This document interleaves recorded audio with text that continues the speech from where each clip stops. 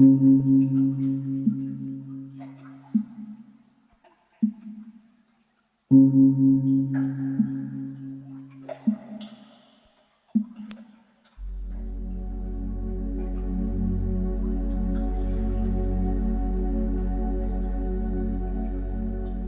attachment arises fear.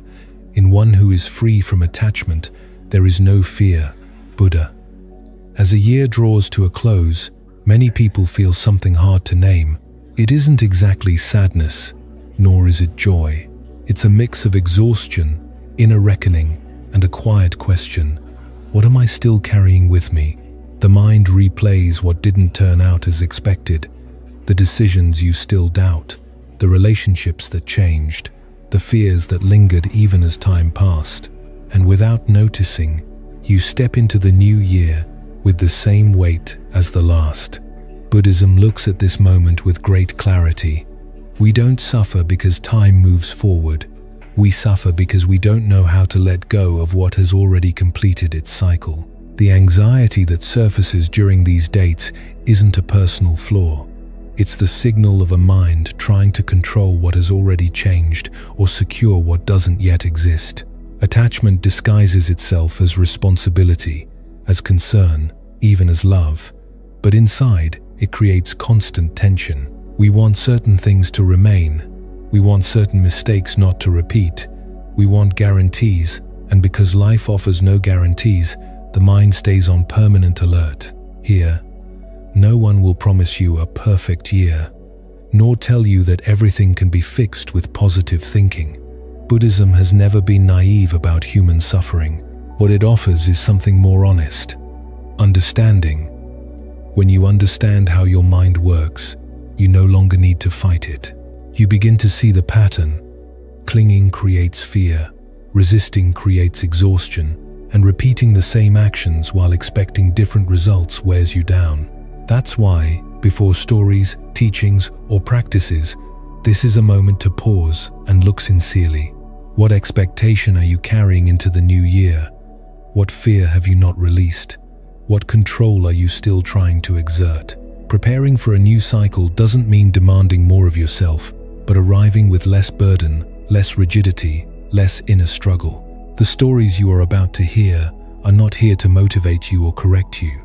They are here to help you recognize your own mental movement, that automatic impulse that tightens you and steals your rest. And from that recognition, to learn something essential for beginning a new year with clarity. You don't need to close your heart, you need to open your hand. You don't need to eliminate fear, you need to release what you are clinging to.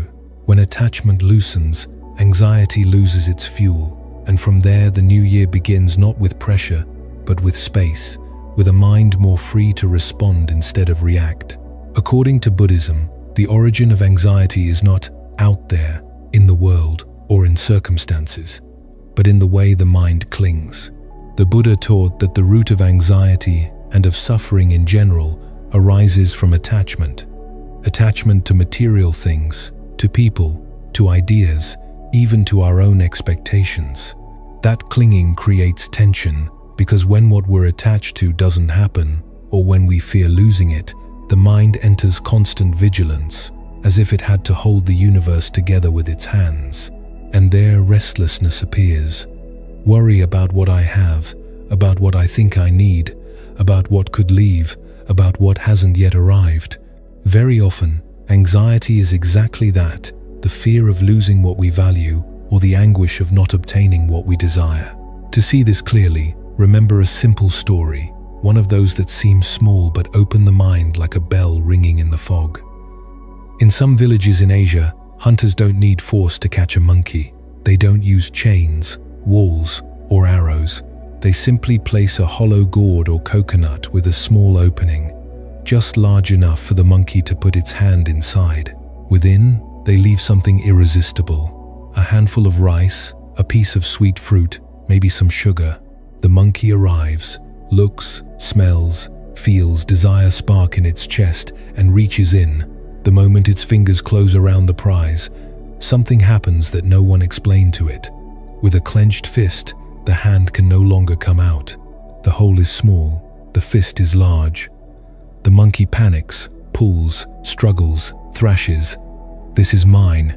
Its body seems to scream, I won't let go. And there lies the real trap. Not the gourd, not the coconut, not the hunter, the closed hand. If it opened its fingers, it could leave in a second. But attachment hypnotizes it. It prefers to remain trapped with its treasure in hand than return to freedom with an empty palm. And so, without visible chains, without violence or blows, the monkey is captured by its own insistence. Listen to this calmly, as if hearing it for the first time, because the Buddha didn't teach ideas to debate. He offered mirrors to see ourselves. That monkey is us when anxiety tightens our chest. Anxiety rarely comes from what happens. It comes from what we refuse to release. The mind, like the monkey, puts its hand into the coconut of the world, into a relationship it fears losing, into an image of success, into an idealized future, into a control that was never real. And when life changes, because life always changes, the mind squeezes harder, and the harder it squeezes, the more it hurts. Because the mind believes that letting go is losing, when in truth, letting go is returning to peace, to the present, to the inner space where nothing is missing. Attachment doesn't always look like obsession. Sometimes it disguises itself as responsibility, as planning, as necessity, as I just want to be safe. But beneath all those masks lies a deep fear. If I let go, I won't be happy. If I lose this, I won't cope. And the Buddha, with the gentleness of one who knows the human heart, reminds us that this belief is the root of suffering, because everything the mind tries to possess is impermanent. It changes, ages, breaks, leaves. So what does an attached mind do in a changing world? It becomes anxious, vigilant, tense, like a rope pulled too tight. Anxiety becomes the hidden breath of attachment, a constant fear that life won't follow the script your mind wrote. Notice the detail. The monkey isn't trapped because the coconut holds it. It's trapped because it won't let go. That's how suffering works. You're not trapped by your thoughts. You're trapped by how you cling to them. You're not trapped by the future. You're trapped by your need to guarantee it. You're not trapped by what you lack. You're trapped by the idea that you can't live without it. And the most delicate part is that attachment always promises protection. It tells you, if you keep this, you'll be okay. But the truth is the opposite. The more you try to hold on to what changes, the more fragile you feel. It's like trying to grab water with your fist. You squeeze and it slips away, leaving you exhausted, your hand trembling and your heart tight. In Buddhist practice, you're not asked to become indifferent. You're invited to wake up, to recognize the vast difference between loving and possessing. You can love deeply and still know that love is not a cage. You can care for your work, your family, your path, and still understand that you don't control the movement of life. Non-attachment isn't abandoning what's valuable. It's abandoning the illusion of control. It's opening the fist, not closing the heart. It's looking at what you love and honestly saying, I walk with you while you're here, but I don't use you to fill my emptiness. Because attachment, when seen closely, is a desperate attempt to cover an inner wound. The wound of feeling that we are not enough if something leaves, and that wound is healed with awareness, not possession. When anxiety appears, it's often a signal, a bell not to run faster or punish yourself, but to ask with radical tenderness, what am I holding too tightly? Maybe you're holding an idea of who you should be, maybe an expectation of someone else, maybe the desire for certainty, maybe an identity. I'm the strong one. I'm the one who doesn't fail. I'm the one who must have answers. And anxiety whispers, that identity is also a coconut, not because it's bad, but because it isn't free. In that moment, your practice can be simple, almost humble. Return to your breath. Feel the air enter and leave, and as you breathe, imagine your fingers slowly opening, like a flower at dawn. You're not letting go of your life. You're letting go of your prison. Say softly inside, I can let go. I can trust. I can be here. Freedom doesn't arrive when the world falls into place. It arrives when you stop squeezing. This isn't empty poetry, it's mental training. Each time you recognize an attachment and loosen it even slightly, you re-educate the mind, teaching it that it can survive without control, showing it that peace doesn't depend on what you hold, but on how you relate to what happens. Buddhism says suffering arises when we confuse the impermanent with the permanent. The monkey's coconut is a symbol of that confusion. We believe that fruit, that rice, that prize is life, and it isn't. Life is the space, the open sky, the empty palm that can receive and also let go. When you release, you don't lose, you find yourself. When you open your hand, fear turns into air, anxiety into a whisper, and you can live with quiet dignity, without needing everything to be perfect to be at peace. In the end, the tender teaching of this story is simple. The trap isn't in the world, it's in the closed hand, and the exit isn't in changing the world, it's in opening your fingers. The Buddha described this cycle in the Four Noble Truths. Suffering has a cause, and it can also have an end when we understand its origin. Anxiety, then, is not an external phenomenon, but an internal response conditioned by the mind, fed by two forces that alternate endlessly: attachment and aversion. We cling to what we think will make us happy and reject what makes us uncomfortable. And that back and forth, like a door opening and closing without rest, keeps anxiety alive.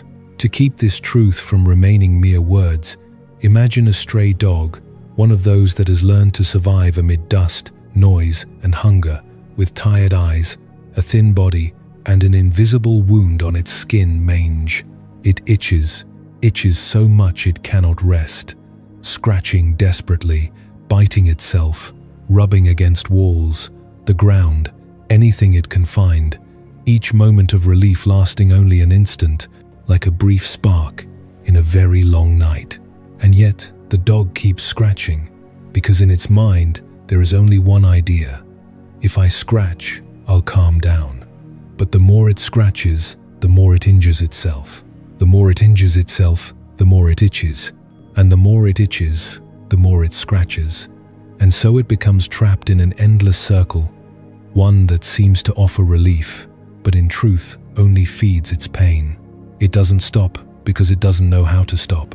It doesn't pause because its body believes that reacting is surviving. And here is the teaching. The mange is anxiety, and the scratching is our automatic reaction. Now, take a breath, breathe, and look at this mirror calmly, because Buddhism is not trying to judge you, it is trying to wake you up. We are like that dog when we live dominated by attachment and aversion. We cling to what we believe will give us security, pleasure, control, affection, recognition. And we reject what makes us uncomfortable: uncertainty, pain, criticism, loneliness, emptiness. And that alternation creates a restless mind, because when you chase what you like, you fear losing it. And when you run from what you don't like, you fear it will return. Anxiety is born right there, in that exhausting dance. I want this, I don't want that. I want this, I don't want that. It's like being on a swing that never stops, and the mind, worn out, begins to tremble. The Buddha taught that this dynamic has a deep name: tanha, thirst, craving, the need to feel whole through something. That thirst is the engine of suffering. And what is most dangerous about tanha is that it disguises itself as the solution. It tells you, if I get this, I'll be okay. If I avoid that, I'll be okay. But like the dog with mange, the mind scratches where it shouldn't. It seeks relief in reaction, not in understanding. It seeks escape, not seeing. It seeks control, not release. And this is how anxiety stays alive. Watch what happens when anxiety shows up in your everyday life. Maybe you feel a knot in your stomach, and the first thing you do is rush towards something to soothe you. You check your phone, you eat without hunger, you distract yourself, you justify yourself, you fill your day with tasks, you search for an immediate answer. Or maybe you do the opposite. You push away what you feel, you deny it, you reject it, you tell yourself, I shouldn't feel this. I have to be strong. This has to go away right now. And in both cases, you're scratching, you're reacting, you're moving from urgency. And urgency is the gasoline of anxiety, because every anxious reaction sends a message to the mind. This is dangerous, this is real, this deserves all my attention. And the mind, obedient, becomes more intense, faster, more dramatic. Like the dog, it injures itself more, and then it itches more. This is what Buddhism calls samsara, the wheel of repetition, the wheel of reactivity, the wheel where we believe the exit is found by doing more of the same. But the Buddha offered a different path, not a path of struggle, but a path of presence. And here is the most important question. What would happen if, instead of scratching, you observed? What would happen if, instead of fleeing or chasing, you stayed still for one moment, breathing? The dog doesn't stop scratching because it doesn't know another option exists, but you can learn it. And that learning begins with something very humble, noticing. Noticing is the first step of liberation. I'm reacting. I'm looking for relief in what is harming me. I'm feeding the very thing I want to put out. In Buddhist practice, this is called sati, mindful awareness. It's like turning on a lamp in a dark room. When the lamp is on, you don't stumble the same way. You don't get scared the same way. You don't get confused the same way. In that moment, anxiety stops being a monster and becomes a phenomenon. It becomes a wave that rises and falls. It becomes a sensation that appears and disappears. And instead of being dragged by it, you become the ocean that contains it. The dog with mange teaches us that suffering doesn't always come from what we feel, but from how we react to what we feel. The itch, the discomfort, is part of life. No one is free from fear, tension, uncertainty. But compulsive scratching is what turns a sensation into a prison. And here is a tender truth. Many of our anxious reactions are born from a sincere attempt to protect ourselves. You are not bad for reacting. You are not weak for feeling anxiety.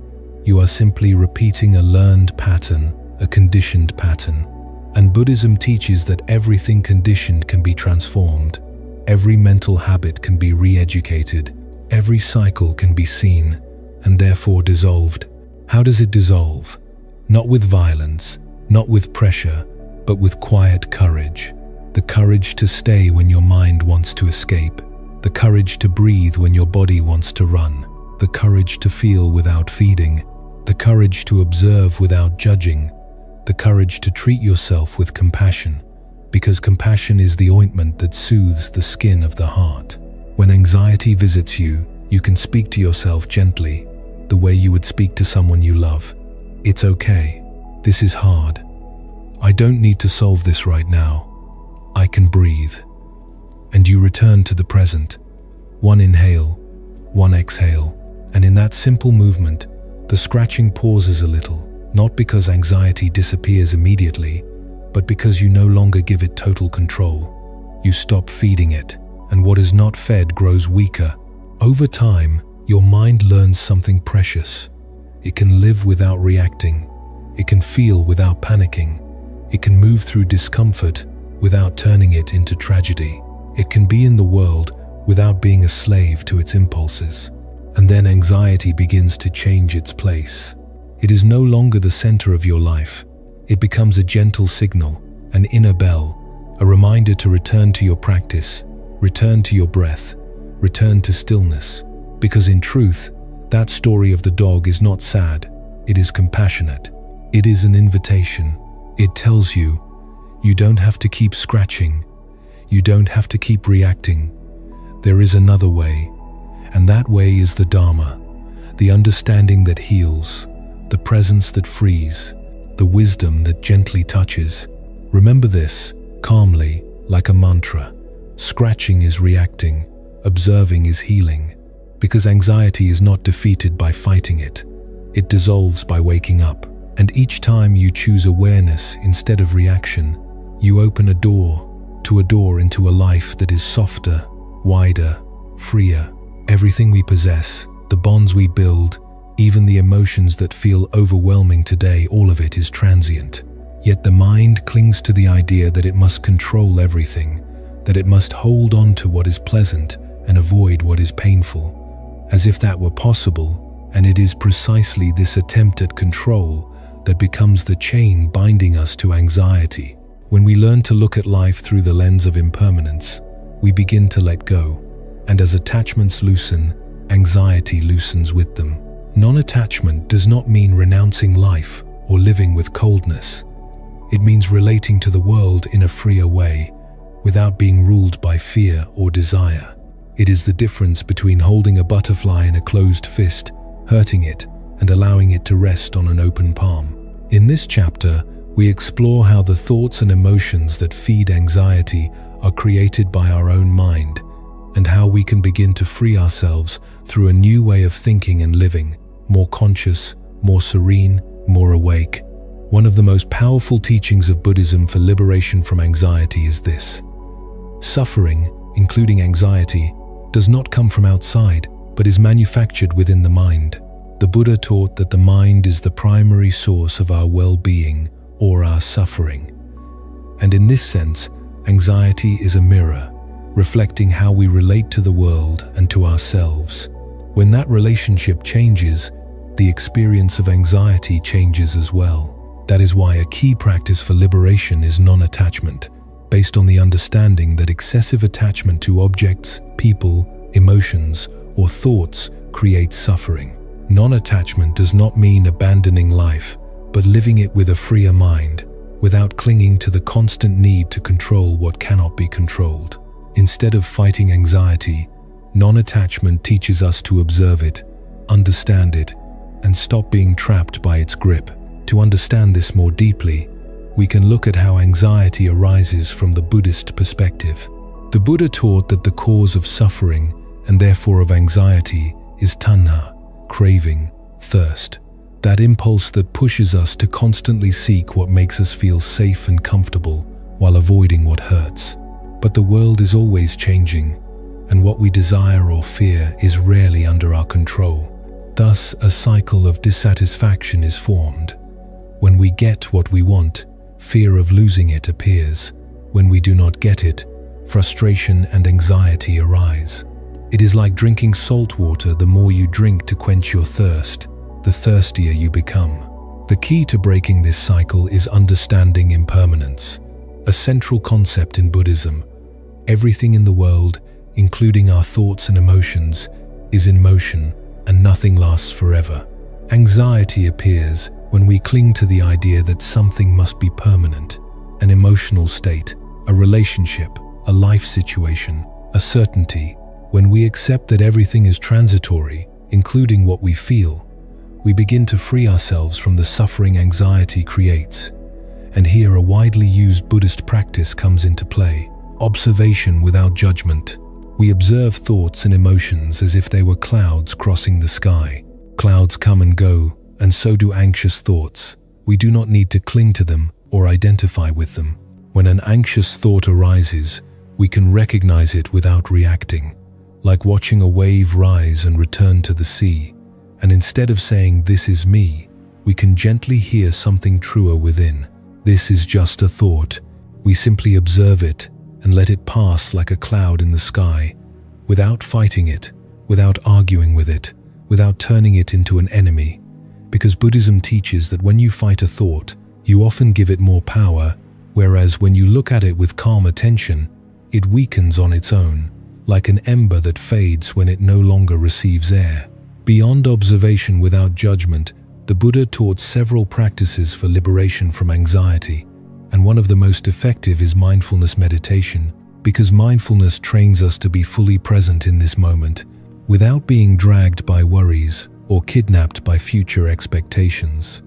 Anxiety almost always feeds on what-ifs, on imagined scenarios, on stories the mind fabricates, not on what is actually happening right now. Mindfulness begins with something as simple as the breath, that sacred and ordinary movement that is always here, even when everything else feels unstable. Through conscious breathing, we anchor ourselves in the present and create distance from anxious thoughts, And the Buddha taught that by bringing attention to the breath, we allow the mind to calm and return to the here and now, because each conscious inhale and exhale strengthens our ability to remain present and not be swept away by anxiety, like learning to stand firm on the shore while the waves come and go. You may wonder how this works in real life, in the moments when your heart races and your mind starts to run. Imagine feeling overwhelmed by anxiety, perhaps from work, stress, an argument, family pressure, and suddenly your mind fills with thoughts like, what if this goes wrong? What if I can't handle this? What if I fail? Instead of letting those thoughts take control, you pause, you stop for a moment, and bring your attention to the breath. You inhale deeply, exhale slowly, and in that moment something powerful happens. You realize those thoughts are just thoughts. They are not reality, not a verdict, not a definition of your life, unless you give them that power. The breath creates space between you and your mind, a small inner silence where you recover the freedom to choose, because when you breathe with awareness, you are no longer a prisoner of your stories. You become the observer again. There is another key teaching for liberation from anxiety: compassion, not only toward others, but toward yourself. Because anxiety often intensifies when we are harsh with ourselves, when we criticize ourselves for feeling bad, when we blame ourselves for not handling everything perfectly. The Buddha taught that compassion is one of the most powerful forces for transforming the mind and the heart, because when you treat yourself with kindness and recognize that anxiety is sometimes a natural part of human existence, you give yourself the chance to heal and grow. Self-compassion frees you from guilt and self-criticism and creates within you a more fertile environment for peace. Like a garden, you finally stop trampling and begin to water with tenderness. How, then, do we integrate these teachings into daily life? The answer lies in consistent practice, in the path itself. Because this is not an overnight change or instant magic, but a series of small daily actions that move you toward a calmer mind. You can begin by dedicating a few minutes each morning to conscious breathing, sitting in silence, and observing the air as it enters and leaves, and throughout the day reminding yourself that anxious thoughts are like passing clouds. You do not need to cling to them, follow them, or believe everything they say. Over time, these practices become natural, and you will notice that even though anxious thoughts still arise, they no longer rule you or dominate you. Your mind becomes stronger, more resilient, and anxiety, instead of being an enemy, becomes a gentle signal that says, return to your practice, return to the present, return to your breath. In summary, the Buddha's teaching for liberation from anxiety is not a quick fix, but a continuous process of inner transformation through understanding, attachment, impermanence, non-judgmental observation, mindfulness, and self-compassion. As we practice these teachings, we gradually dismantle the mental patterns that keep us trapped in anxiety. And in doing so, we not only reduce anxiety, but cultivate a freer, clearer mind, capable of facing life's challenges with serenity. This is where meditation comes in as a powerful tool, because meditation not only calms the mind, but develops the ability to observe thoughts with detachment, without letting them dominate your inner world. In this chapter, I will guide you through a meditation technique specifically designed to reduce anxiety and show you how to integrate it into your daily life for more lasting peace. This meditation is based on two central principles: conscious breathing and non-judgmental observation, fundamental pillars of Buddhism and especially helpful for calming an anxious mind. The goal is not to make anxious thoughts disappear, because they arise like clouds in the sky, but to change your relationship with them, to learn to observe them calmly instead of reacting impulsively, because reacting feeds anxiety, while observing allows you to understand it and let it go. You may ask, how? And here it is, with the simplicity the Dharma loves and the depth born of silence. Find a quiet place where you can sit comfortably on a chair, a cushion, or even lying down if that helps you relax and bring your attention to the breath. Inhale deeply through the nose, Exhale slowly through the mouth. Feel the air enter, feel it leave, and when thoughts arise, observe them like clouds passing by. Do not attack them, do not push them away, do not fight them, simply let them come and go, like leaves floating down a river. If anxiety becomes overwhelming, practice self-compassion. Gently repeat to yourself, as if speaking with the most tender voice, "It's okay to feel this way. I'm learning. This moment will also pass." Each time you get distracted, return to the breath, because the breath is your anchor, your refuge, your return to the present. And with regular practice, you will notice that anxiety loses strength, loses its grip, because you are no longer the storm, you are the sky that contains it. Finally, applying these teachings to daily life means bringing mindfulness and meditation beyond formal practice into the very moments when anxiety arises, into ordinary activities where the mind tends to race. That is where true transformation happens, by practicing awareness while walking, eating, or even washing the dishes, allowing presence to enter the places where anxiety once ruled, turning those simple moments into a practice, because Buddhism reminds us that awakening is not separate from everyday life.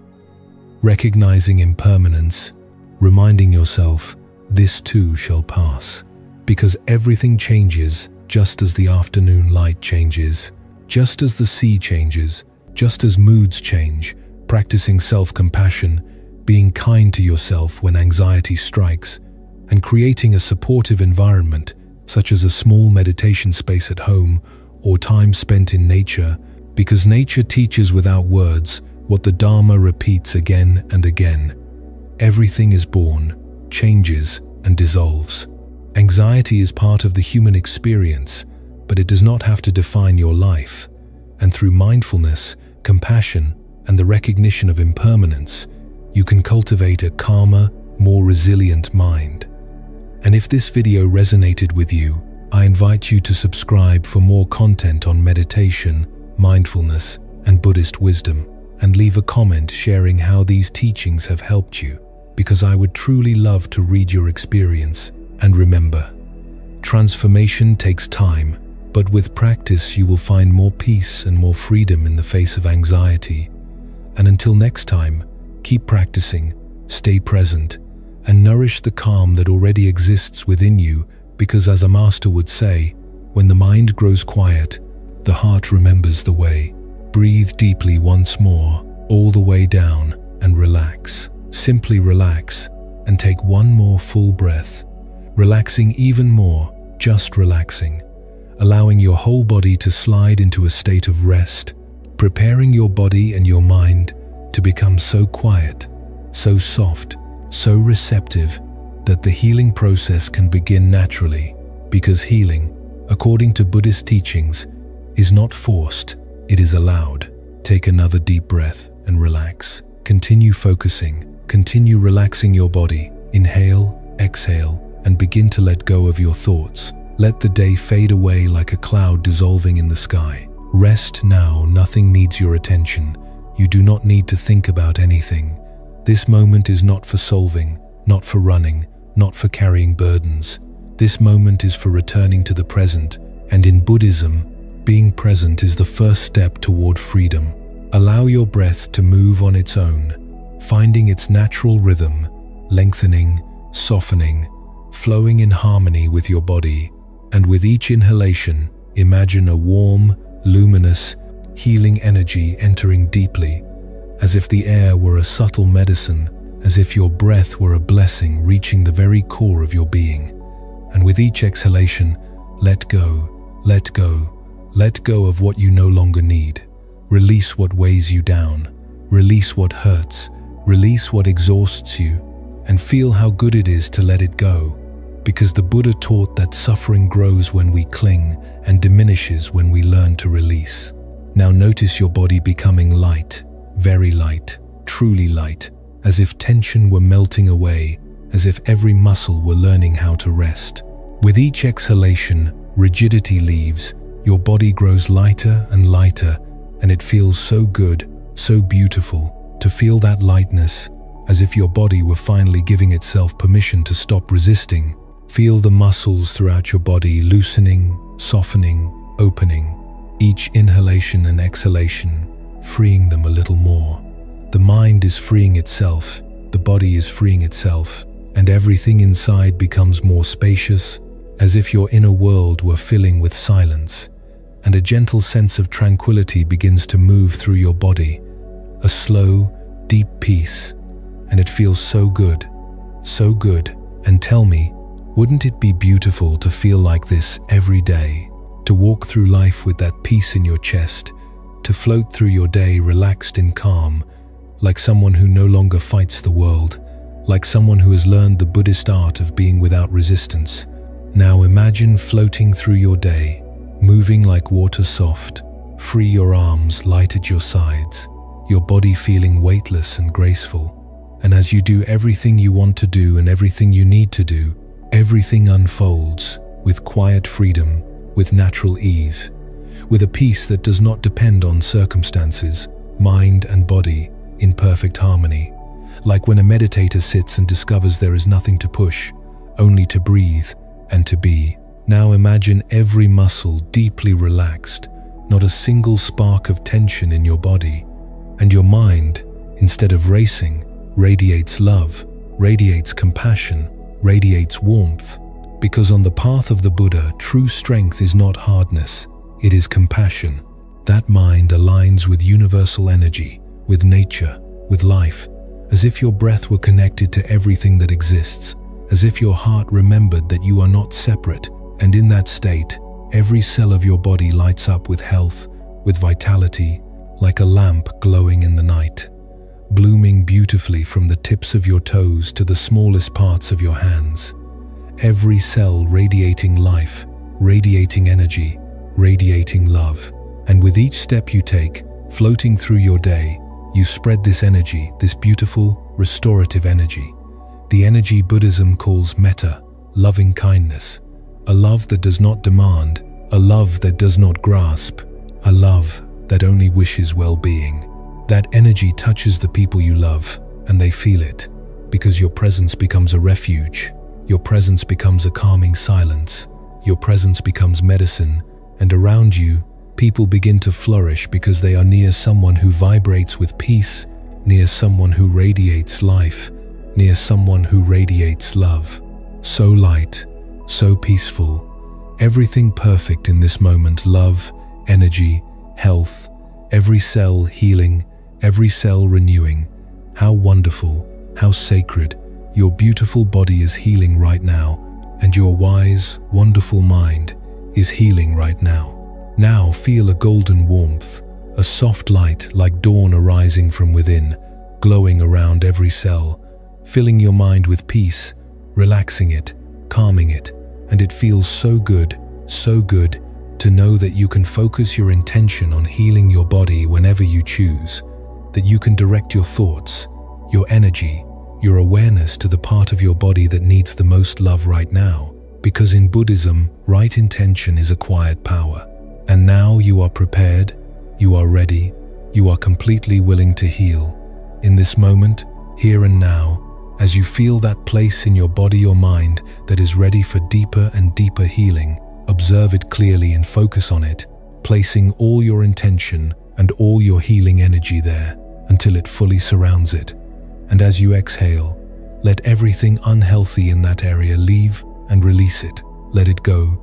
Just as Buddhism teaches that all impurity can leave the heart when we stop clinging. And as you inhale, breathe all your focus, all your healing thoughts directly into that place, and feel a gentle calm arriving, a vibration moving through that entire area, vibrating with healing energy, absolutely wonderful. And all those cells begin to focus directly on healing, as if each cell heard the call of the Dharma and responded with wisdom, receiving the healing, opening to receive it, allowing the healing energy to spread through that area more and more deeply, opening to the light, to the energy, to the love, receiving it with trust, with serenity, feeling comfortable, so comfortable now, so deeply comfortable, allowing that energy to remain there and continue working, healing, calming, refreshing, and balancing that area. And throughout your night of rest, everything improves more and more in every way. Lightness and freedom deepen even further. And now, with a quiet heart, gratitude is born. Gratitude for the universal energy. Gratitude for the opportunity to bring it into your body at its deepest level and use it to heal, because it is powerful and your body knows it. And as it uses it now, your rest becomes complete, your sleep becomes a refuge, and you begin to heal at the deepest level, healing physically and emotionally, noticing how pain and discomfort begin to dissolve, leaving the body with each exhalation. And it feels wonderful to know that you are healing your body. Wonderful to feel that you can direct your intention, just as a meditator directs attention to the breath, and focus it precisely on what you wish to heal, connecting with that universal energy, feeling it vibrate and illuminate your body, feeling completely free, with a beautiful sense of healing and freedom. And you can live each day and each night with this lightness, this freedom, this clear awareness, and this intention to heal every day. Because when you choose to feel this way, you are doing it, you are in charge, you are present.